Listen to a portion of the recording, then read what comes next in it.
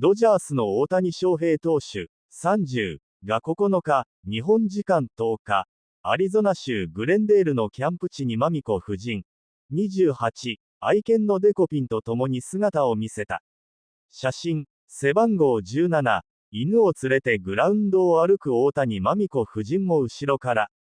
ここまで6日連続で自主トレ中だったが、この日はベージュのロング T シャツと黒いズボンのラフな姿で登場。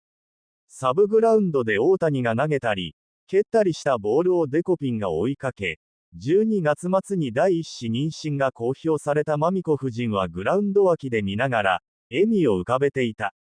また、この日はデコピンよりやや大きいサイズの茶色い犬も登場。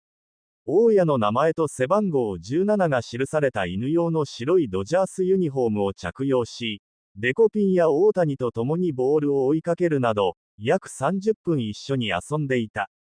山本もキャンプ地に姿を見せ、キャッチボールや遠投などで汗を流した。